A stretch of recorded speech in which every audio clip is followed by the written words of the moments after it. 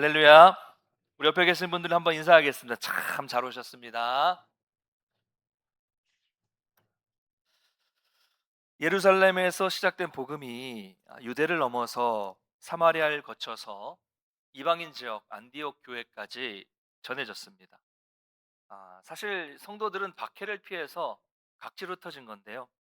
그 성도들이 흩어지면서 복음을 전했고, 그리고 안디옥에서도 큰 무리가 주님께 돌아왔습니다. 그 사람들은 그리스도의 이름으로 모이는 그 사람들을 비로소 그리스도인이다라고 부르기 시작했어요. 그런데 중요한 것은 항상 복음이 있는 곳에는 사탄도 있다는, 사탄의 역사도 나타난다는 것이죠. 우리가 사도행전을 쭉 지금까지 읽어보면서 공통점을 발견할 수 있는 것이 뭡니까? 복음이 전진할수록 사탄의 공격도 점점 거세진다라는 것을 알 수가 있습니다. 지금 안디옥에서 교회가 부흥하던 바로 그때에 또 다른 공격이 시작된 것이죠. 그것이 오늘 본문의 내용입니다.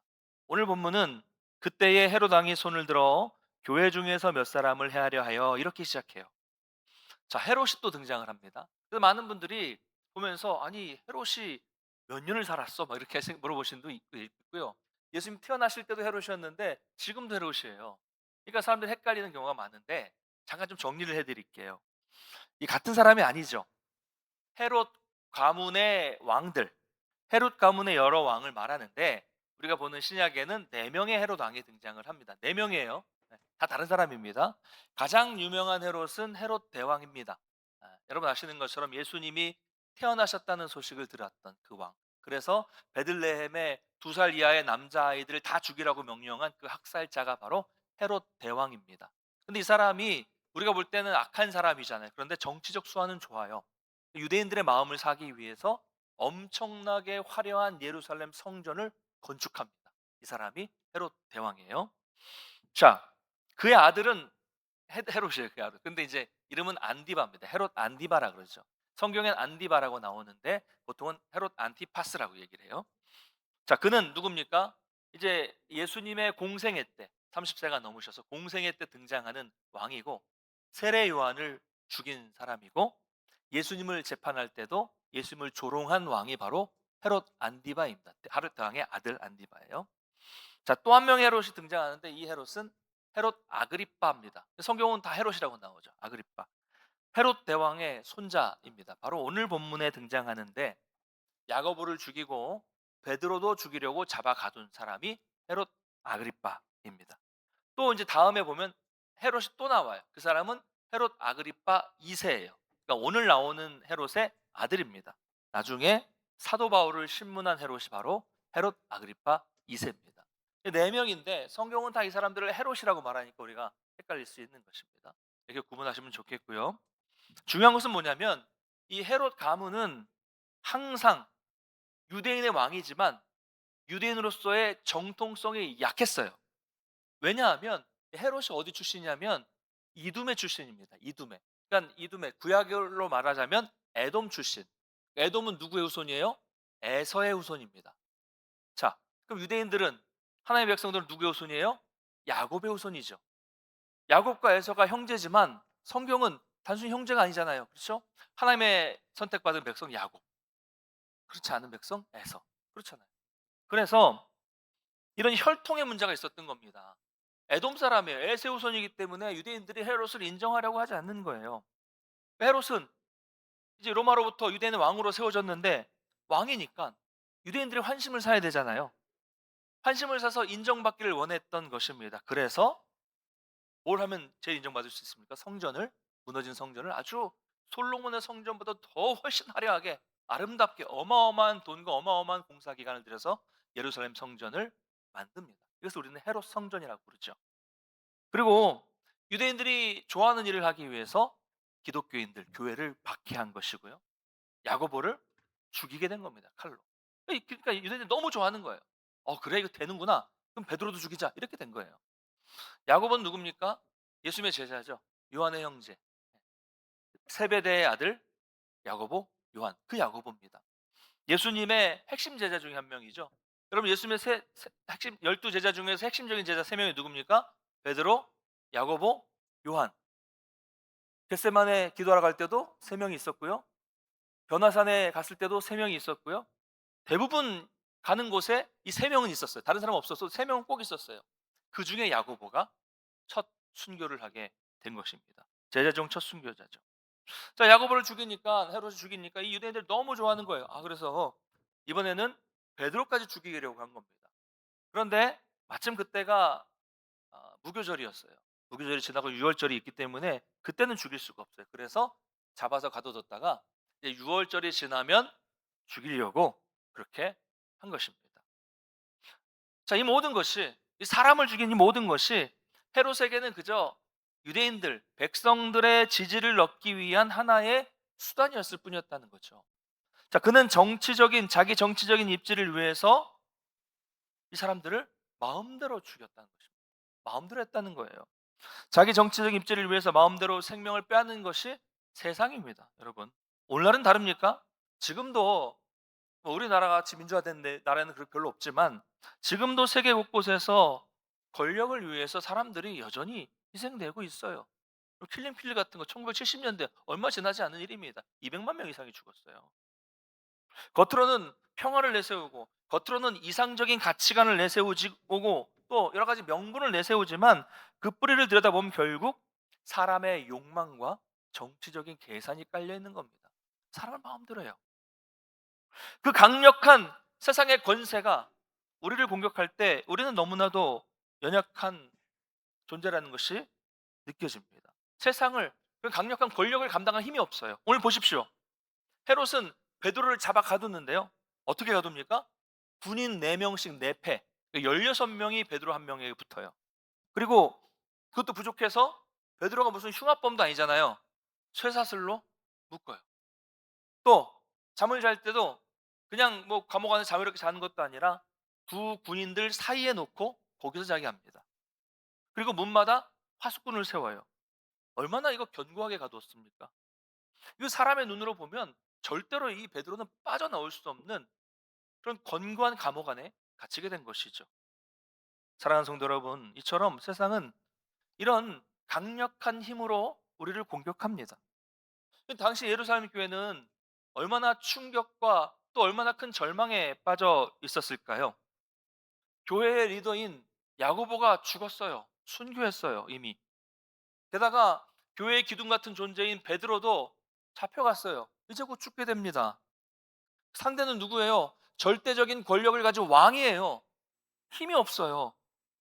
이 강력한 힘 앞에서 교회와 성도들이 할 수 있는 것이 무엇이었을까요? 예루살렘 교회는 계속되는 박해와 야고보의 죽음과 이 베드로의 투옥 속에서 많은 질문을 했을 거예요. 우리가 하는 그런 질문이에요.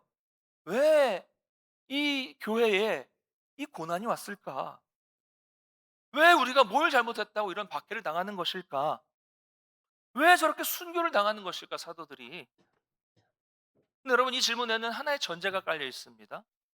하나님의 백성이라면, 하나님의 교회라면 고난을 받지 않아야 하는 것이 아닌가? 이런 전제가 있는 거예요. 그러나 여러분, 경건한 성도들에게도 고난과 박해가 있습니다. 예수님도 이렇게 말씀하셨어요. 마태복음 5장 45절 한번 읽어보겠습니다. 시작.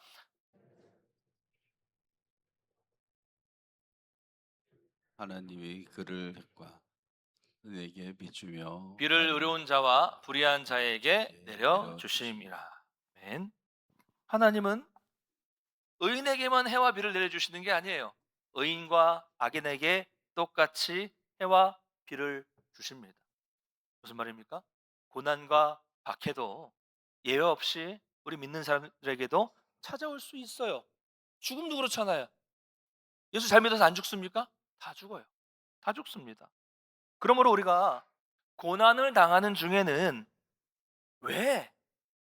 왜라는 질문을 해도 답을 얻을 수 없어요. 답을 얻기가 어렵습니다. 그러니까 이 부분이, 이게 안 되는 거예요, 우리가. 이게 안 되니까 자꾸 왜 신앙생활 잘하는 나에게도 이런 일이 벌어지는 것일까? Why me? 왜 나에게? 이런 인간의 어리석은 지혜로 이해하고 해석하려 하면 할수록 더 힘들어지는 거예요. 해결이 안 되니까. 그래서 더 심한 경우에는 스스로 나쁜 생각을 하게 되는 거죠. 이게 이해가 안 되니까. 여러분, 믿는 우리에게 이런 일이 생기면 왜 안 됩니까? 안 된다는 법이 성경에 어디 있습니까? 로마서 9장 20절과 21절 한번 같이 읽어보겠습니다. 로마서 9장 20절 21절 시작. 이 사람아 내가 누구이기에 감히 하나님께 하나님께 반문하느냐. 반문하느냐. 시험을 받은 물건이 지은 자에게 어찌 나를 이같이 만들었느냐 말하겠느냐. 도기장이가 도기장이가 진흙 한 지는 덩이로 간덩이로 하나는 귀 하나는 쓸 귀를 그릇을 것을 하나는 하나는 천이 쓸 친히 그릇을 만들 권한이 없느냐. 없느냐. 아멘. 그럼 이것이 기분 나쁘신 분이 계실지 모르겠지만 우리는 이런 질문을 할 수 있는 자격이 있는 사람이 아니라는 거예요. 그럼 고난은 왜로 묻는 것이 아니라 어떻게로 묻는 것입니다. 왜 나에게 이런 일이 생겼습니까가 아니라 하나님, 이 고난을 내가 어떻게 이겨내기를 원하십니까? 이 질문이 믿음의 질문입니다. 그래서 우리 그리스도인들이 생각보다 이런 부분에 약해요. 약합니다. 저도 한때 그랬어요. 그래서 나는 하나님이 목회로 부르셨으니까 다 잘 될 거야. 앞으로 나는 형통한 길만 열려질 거야. 나는 저 병, 암에 안 걸릴 거야. 난 저런 큰 중병에 안 걸릴 거야. 나는 아직은 안 죽을 거야. 아니에요. 죽어요. 당장 어떻게 내일 죽을지 모레 죽을지 모릅니다. 병에도 걸립니다. 중병에도 걸립니다. 고난도 옵니다. 여러분 이거는 우리 그리스도인들 가지고 있는 지독한 착각이에요. 저만 그렇습니까? 여러분 안 그렇습니까? 미국에 제럴드 시처라는 목사님이 있었는데요. 이분은 집회에 참석하라고 운전을 해서 가다가 그만 음주운전자로 인해서 큰 사고를 당해서 그 자리에서 어머니와 아내와 딸을 잃었어요. 다 죽었어요. 자기만 살아남았어요. 그 절망의 순간에 Why me? 하나님 왜 나에게 이런 고난을 주십니까? 엄청난 많은 질문을 했죠. 모든 것을 다 포기하고 싶었는데 여전히 새 아이가 남아 있었기 때문에 그럴 수도 없었어요. 너무 힘들었던 겁니다. 목사인데 왜? 내가 죄를 짓는 것도 아니고 집회에 참석하러 가는데 왜 이런 일을 당합니까? 이 질문이었죠. 여러분 그럴 수 있습니다. 그런 고난 속에서 하나님께 무수히 기도하고 무수히 질문하면서 쓴 책이 하나님이 기도에 침묵하실 때라는 책이에요. 여러분 목사도 암에 걸려요. 성도도 사고를 당합니다. 믿음 좋은 사람도 불치병에 걸립니다. 어떨 경우에는 끔찍한 사고를 당할 때도 있어요. 끔찍한 사고를 당해서 죽으면 그게 무슨 문제가 있습니까? 그럴 수 있습니다. 우리가 이런 부분에 너무 약하다 보니까 여러분 제일 중병에 걸릴 때 못 받아들이는 분이 누군지 아세요? 목사님들.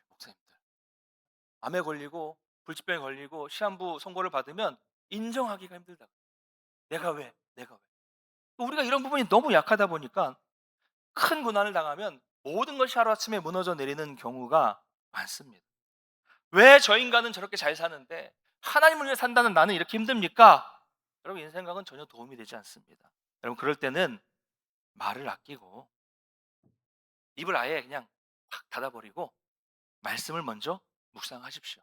특별히 하박국, 욥기 이런 말씀을 보시면서 지난 금요일에 봤던 것처럼 히스기야가 죽을 병에 걸렸을 때 바로 그냥 벽을 향해서 아무것도 방해받지 않을 벽을 향해서 하나님께 간절히 기도하는 것처럼 말씀을 묵상하면서 골방에 들어가서 간절히 기도하십시오. 여러분 기도할 때 하나님은 그 사방이 막힌 가운데서도 반드시 길을 보여주신다는 것을 믿으시길 바랍니다. 그래서 여러분 고난과 박해가 좋은 것은 아니죠. 그런데 성도가 고난을 당해요. 어차피 당하게 됩니다. 그럴 때 그 고난이 헛되지 않기를 바랍니다. 고난 가운데 하나님을 더 깊이 만나고 그래서 이전보다 더 성숙한 믿음의 사람으로 세워지시기를 간절히 소망합니다. 자, 그렇다면 이 할 수 없는 절망적인 상황에서 초대교회는 무엇을 했을까요? 우리 5절을 한번 같이 읽어보겠습니다. 5절 시작. 이에 이에 베드로는 베드로는 옥에 갇혔고 교회는 그를 위하여 간절히 하나님께 기도하더라. 옥에 갇혔고 교회는 베드로를 위해서 간절히 기도하기 시작했습니다. 왜 간절히 기도합니까? 상대가 너무 강했기 때문이에요. 아니, 도움을 요청할 사람이 아무도 없었기 때문입니다. 아무데도 도움을 요청할 데 없으니까 기도하는 거예요. 여러분 기도는 이럴 때 간절해지는 것입니다. 그런데 일반적으로는 이렇게 하지 않아요. 어떻게 합니까? 고난을 당했다. 누군가가 잡혔다. 그럼 어떻게 합니까? 헤롯 밑에 있는 실권을 가진 사람이 누구인가? 그렇죠? 그 사람에게 우리가 좀 줄을 댈 수 있을까? 그 사람은 무엇을 좋아할까? 뭘 갖다 주면 우리 말을 들어줄까? 오늘날도 사람들이 가장 일반적으로 찾는 방법이 아닐까요? 그 사람들이 그렇게 인맥을 위해서 밤낮으로 사람들을 만나고 접대하는 것이죠. 그럼 세상은 그렇다고 할지라도 우리는 달라야 됩니다. 고난을 만났을 때 어떻게 대처하느냐, 여기에 세상과 우리의 차이가 있어야 합니다. 남들이 사람을 찾고 권력을 찾고 세상을 찾을 때 우리는 세상과 다르게 가장 먼저 벽을 향하여 기도하고 골방에서 엎드려서 하나님을 찾는 그리스도인이 되어야 합니다. 저도 고난이 생길 때마다 의도적으로 말을 하지 않고 입을 닫고 하나님을 먼저 찾습니다. 이게 오랫동안 신앙생활을 하고 목회를 하면서 배우게 된 하나의 방식이에요. 왜냐하면 이 억울함과 이 문제들을 아무리 사람들에게 호소해도 해결이 안 되더라고요. 해결이 안 됩니다. 그렇게 입을 닫고 기도하다가 하나님이 어떤 강력한 마음을 주시거나 말씀을 주시면 그 후에 말을 하고 움직이게 되는 것이죠. 힘들죠, 다. 물론 잠도 안 오고 뭐 괴롭고 답답하죠. 그래도 여러분, 우리가 기독교인들이, 그리스도인들이 하나님이 아니면 누구에게 우리 속을 털어놓을 수 있겠습니까? 여러분, 하나님밖에 없습니다. 할렐루야. 하나님밖에 없어요. 누구에게 말을 하겠습니까? 자, 그런데 하나님밖에 없다고 하는데 사람들은 왜 기도를 안 할까요? 간단해요. 고난이 생기면 하나님이 먼저 생각나지 않고 고난이 딱 생기는 순간 다른 방법이 생각나고 다른 사람이 생각나기 때문이죠. 그러니까 먼저 그 사람을 찾고 그 방법을 찾는 거예요. 여러분, 세상에서 가장 무서운 사람이 누군지 아십니까? 돈도 없고 백도 없고 건강도 없고 아무것도 없어서 오직 하나님 외에는 붙잡을 뿐이 없는 사람, 이런 사람들이 제일 무섭고 이런 사람들이 기도 제일 잘합니다. 죽을 병에 걸려서 시한부 선고를 받으니까 간절히 기도하게 됩니다. 집안 경제가 파탄이 나고 도저히 도움을 구할 데가 없으니까 목숨을 걸고 기도합니다. 그러나 많은 것을 가지고 있고 인맥이 화려한 사람은 기도하지 못합니다. 기도 못해요. 일단 가진 건 가지고 해결하라고 하는 것이죠. 여러분, 그렇다고 해서 우리가 매일 죽을 병에 걸리고 매일 경제가 파탄 날 수는 없잖아요. 초대교회 성도들은 힘이 없었습니다. 반대로 헤롯은 너무 강력해서 제일 강했어요. 그 강력한 세상의 권력 앞에서 교회는 오직 하나님을 간절히 찾을 수밖에 없었습니다. 사랑하는 성도 여러분, 기도는 우리의 모든 문제와 세상의 강력한 권세를 이길 수 있는 유일한 길임을 믿으시기를 바랍니다. 여러분, 하나님은요, 우리 금요일에 보았지만 히스기야를 위해서, 히스기야에게 징조를 보여주기 위해서 자연 법칙도 바꾸신 분이셨어요. 하나님께는 자연 법칙 바꾸는 것쯤은 일도 아니에요. 자연 법칙보다 더 중요한 것이 하나님의 자녀입니다. 하나님의 자녀를 위해서는 자연 법칙도 바꿔주신다는 거예요. 그러므로 우리가 하나님을 신뢰하며 기도하는 일은 결코 작은 일이 아닙니다. 왜 그렇습니까? 전능하신 하나님께로 나아가는 길이기 때문입니다. 여러분, 우리가 이 믿음, 전능하신 하나님께서 나의 기도를 들어주신다는 이 믿음으로 기도할 때 하나님은 결코 우리를 외면하지 않으시고 응답하신다는 것을 믿으시기 바랍니다. 자, 그래서 어떻게 됩니까? 베드로는 인간적인 방법으로는 도저히 탈출할 수 없는 상황이었어요. 16명이 지키고 있었고 또 그 안에서도 쇠사슬에 묶여 있었고 잘 때도 두 군인들 사이에서 자고 있었고 그랬어요. 그런데 6절 이후를 보면요, 저는 참 베드로가 이 상황에서도 잠을 아주 깊이 잤다는 사실에 놀라고 또 도전도 받고 은혜도 받았어요. 여러분, 감옥에 들어가면 잠이 잘 올 것 같습니까? 안 올 것 같습니까? 잠이 잘 옵니까? 네. 아니, 감옥이 아니더라도 잠자리가 바뀌면 이거 잠 자기가 힘들죠. 그리고 그때 감옥은 어떤 감옥이에요? 지금 같은 감옥도 아니고 뭐 이렇게 습하고 막 열악한 그런 환경 속에서 잠이나 제대로 자겠습니까? 베드로는 어떤 상황이었어요? 오늘 성경을 보니까 이제 갇혀 있다가 다음 날 되면 죽는 날이었어요. 죽기 바로 직전이었습니다. 얼마나 두려운 상황이었겠습니까? 그런데 깊이 잠을 자요. 저는 정말 존경스러운 마음이 들더라고요. 도대체 어떤 믿음이면 저 감옥에서도 죽기 직전에도 평안할 수 있을까? 여러분, 베드로가 어떤 믿음입니까? 눈앞의 상황보다 하나님을 더 신뢰하는 믿음이었어요. 할렐루야. 우리가 깊이 생각해 보아야 될 부분입니다. 눈앞의 상황보다, 내 눈앞에 보이는 상황보다 하나님을 더 신뢰하는 믿음. 어쨌든 베드로가 잠들어 있을 때 놀라운 일이 벌어집니다. 주의 사자가 나타나는데 옥중에 광채가 나요. 빛났습니다. 그리고 천사는 베드로의 옆구리를 쳐서 깨웁니다. 오직 깊이 잠들었으면 천사가 옆구리를 치겠습니까? 어떤 면에서 보면 천사가 더 다급했는지도 몰라요. 베드로야, 지금 그렇게 한가하게 잘 때가 아니야. 좀 일어나라. 그랬을 때 쇠사슬이 스르르 벗어집니다. 그 베드로는 이게 꿈인지 생신지 분간하지 못한 채 나오는데 첫 번째 파수꾼을 지나고 두 번째 파수꾼을 지나고 그냥 지나다가 마지막에는 이 도시로 연결되어 있는 쇠문도 그냥 자동으로 열립니다. 놀라운 일이죠. 아마도 베드로는 전에도 환상을 본 적이 있기 때문에 보자기 환상을 봤잖아요. 그래서 이게 뭐 꿈인지 환상인지 현실인지 잘 모르는 상태에서 나온 것이겠죠. 그러다가 나중에야 정신이 들어서 하나님이 천사를 보내셨다는 것을 깨닫게 됩니다. 여러분, 계속 말씀드렸지만 베드로는 도저히 풀려날 수 없는 상황이었어요. 그런데 오늘 성경을 보면 설명하고 있지만 차례차례 쇠사슬이 벗어지고 파수꾼을 지나고 하나씩 하나씩 가두고 있던 것들이 열립니다. 도무지 설명할 수 없는 일이 벌어진 거예요. 어떻게 이런 일이 가능했을까요? 군인 중에 그리스도인이 있어서 도와준 겁니까? 아니면 군인을 매수한 것입니까? 믿음이 없는 사람들이 이런 말도 안 되는 이야기를 자꾸 자기의 지기에서 만들어내고 이렇게 해석하는 사람들이 있어요. 아닙니다, 여러분.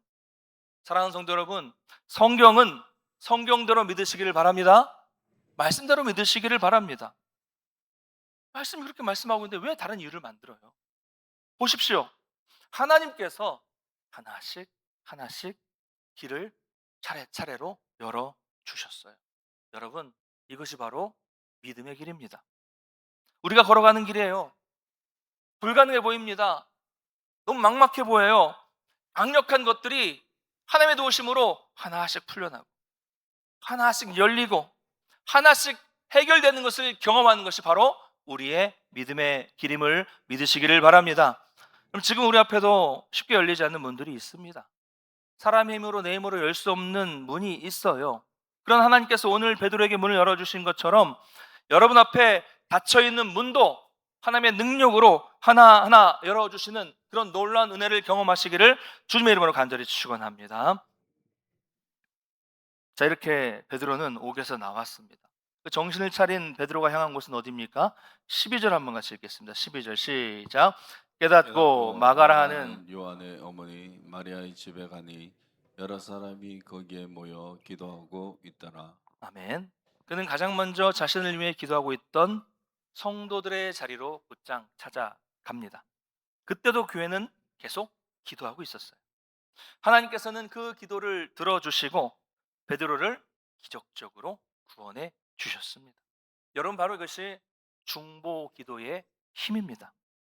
사도가 순교하고 또 잡혀가는 절체절명의 순간에 교회는 어떤 무력 시위를 한 것이 아니고 정치적인 로비를 한 것이 아니라 기도의 자리에 모여서 교회를 위해, 다른 사람들을 위해서 합심해서 기도하고 있었어요. 그것이 이 작은, 어찌 보면 힘없는 공동체가 가지고 있는 유일한 무기였고 동시에 가장 강력한 무기였어요.